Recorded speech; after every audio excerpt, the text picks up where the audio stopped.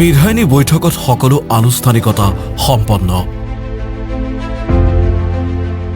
দ্বিতীয়বাৰৰ বাবে মুখ্যমন্ত্ৰী হিমন্ত বিশ্ব শৰ্মা।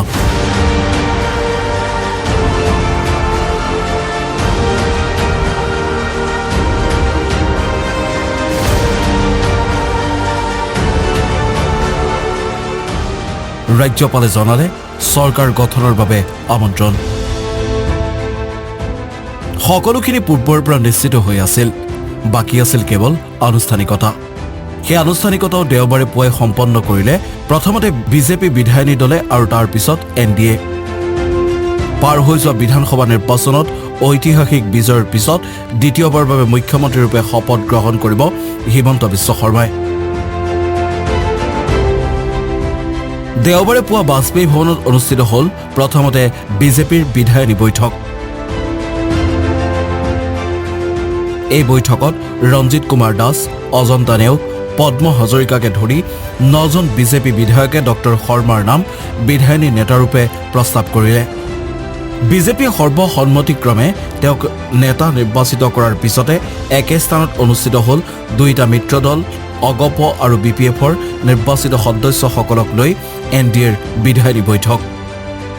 এই বৈঠকতে অগপৰ অতুল বৰা আৰু BPFৰ ৰিঘন দৈমাৰীয়ে মিত্ৰজোঁটৰ নেতাৰূপে ডক্টৰ শৰ্মাৰ নামেই প্ৰস্তাৱ কৰিলে।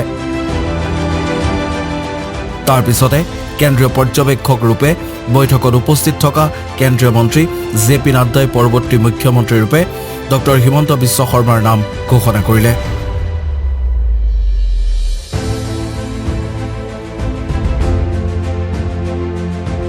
AGP के और बोडोलैंड पीपल्स फ्रंट के नेता सबने एक ध्वनि से श्रीमान हेमंत बिस्व शर्मा जी को अपना नेता घोषित किया है। मैं अपने सहप्रभारी नायब सिंह जी की उपस्थिति में हेमंत बिस्व शर्मा जी को विधायक दल का नेता घोषित करता हूं और उनको बहुत बहुत बधाई।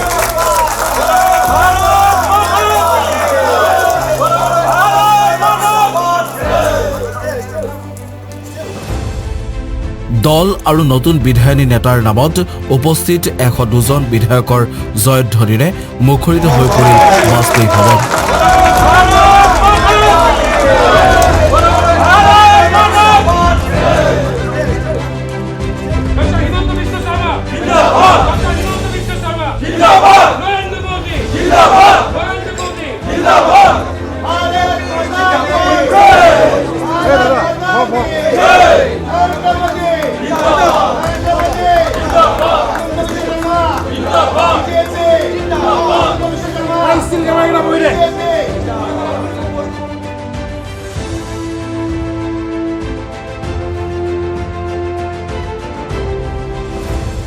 JP নাড্ডাৰ সহ পৰ্যবেক্ষক নায়ব সিং চৈনীয়ে ফুলৰ মালাৰে শুভেচ্ছা জনালে নৱনিৰ্বাচিত বিধায়িনী নেতা তথা ভাবী মুখ্যমন্ত্ৰীক।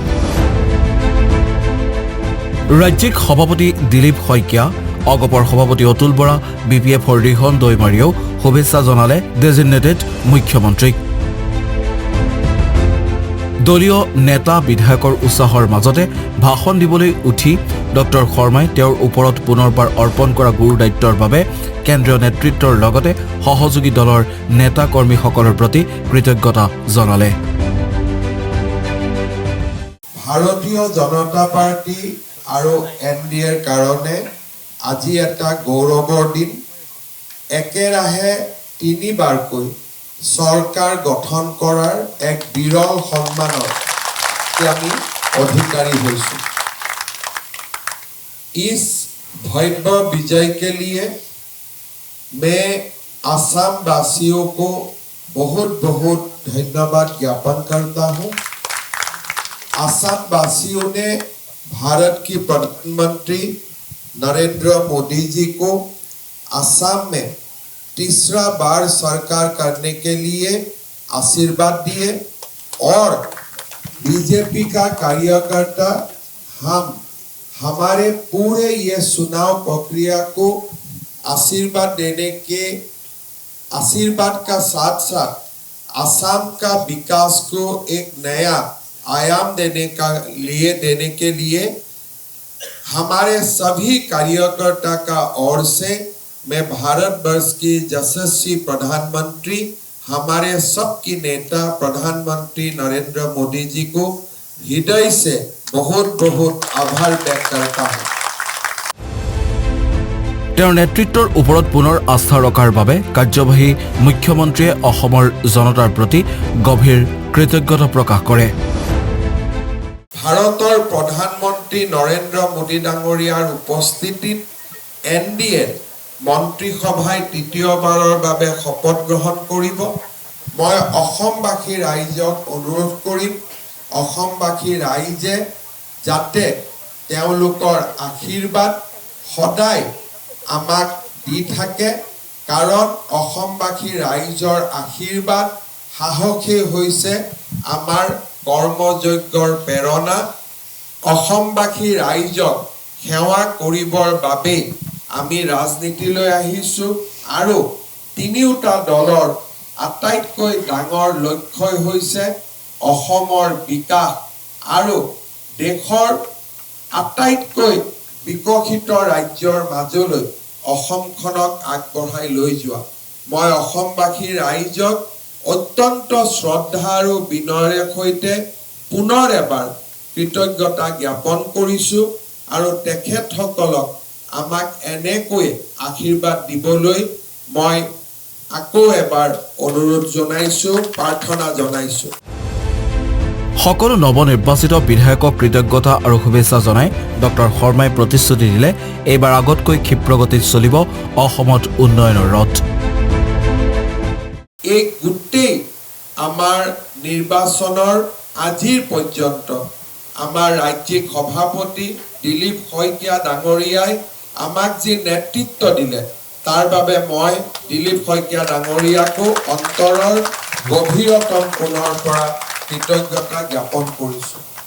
ইয়াৰ পৰৱৰ্তী পৰ্যায় হিচাপে এতিয়া আমি অসমৰ ৰাজ্যপাল মহোদয়ৰ ওচৰত যাম আৰু 102জন বিধায়কৰ স্বাক্ষৰ সমন্বিতে আমি তেখেতক আমাক চৰকাৰ গঠনৰ অনুমতি দিয়াৰ বাবে প্ৰাৰ্থনা কৰিম আৰু অহা 12 তাৰিখে আমি শপত গ্ৰহণ অনুষ্ঠানত সকলো আকৌ এবাৰ মিলিত হ'ম।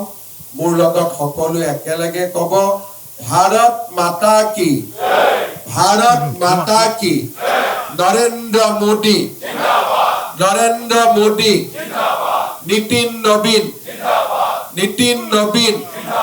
JP নাড্ডা নায়ব সিং সাইনি দিলীপ শইকীয়া অতুল বৰা হাগ্ৰামা মহিলাৰী জয় আই অসম জয় আই অসম জয় আই অসম। বহুত বহুত ধন্যবাদ।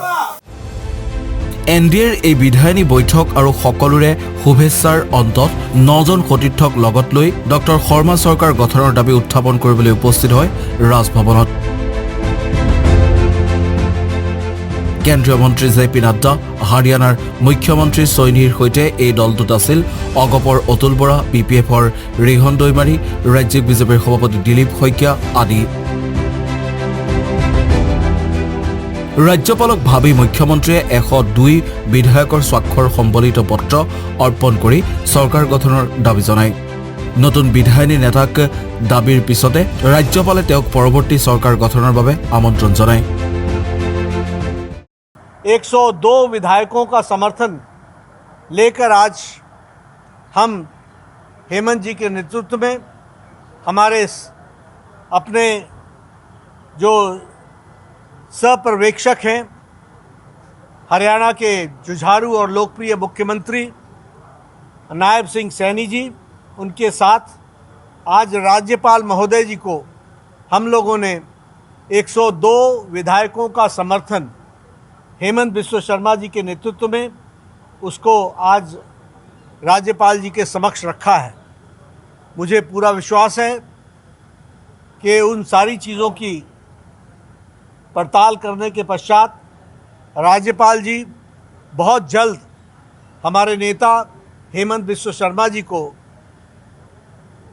अगली सरकार बनाने के लिए आमंत्रित करेंगे और उस क्रम में आगे चलकर उसका जिसको कहते हैं कि शपथ ग्रहण समारोह होगा, जिसमें आदरणीय प्रधानमंत्री जी, आदरणीय रक्षा मंत्री जी, आदरणीय गृह मंत्री जी, केंद्रीय मंत्री और हमारे पार्टी के जुझारू और नवनिर्वाचित अध्यक्ष सम्माननीय नितिन नवीन जी उपस्थित रहेंगे और इस कार्यक्रम के माध्यम से आगे चलकर अगले 5 वर्षों के लिए असम की जनता को भारतीय जनता पार्टी एनडीए की सरकार समर्पित भाव से मोदी जी के नेतृत्व में कार्य करेगी और हेमंत बिश्व शर्मा जी उसको धरती पर असम की जनता के लिए पूरी ताकत से लगाएंगे।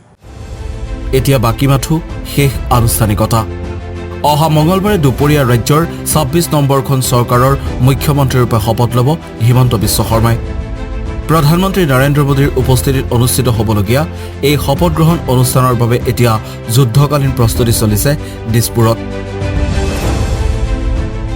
নতুন মুখ্যমন্ত্ৰী, নতুন চৰকাৰী নহয়, সম্পূৰ্ণ নতুন ৰূপত চূণ তেল সানি সাজু কৰি তোলা হৈছে ৰাজধানী মহানগৰ।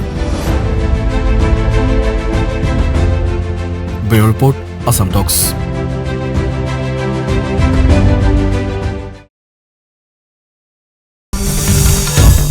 Assam Talks, আপোচবিহীন অসম কণ্ঠ।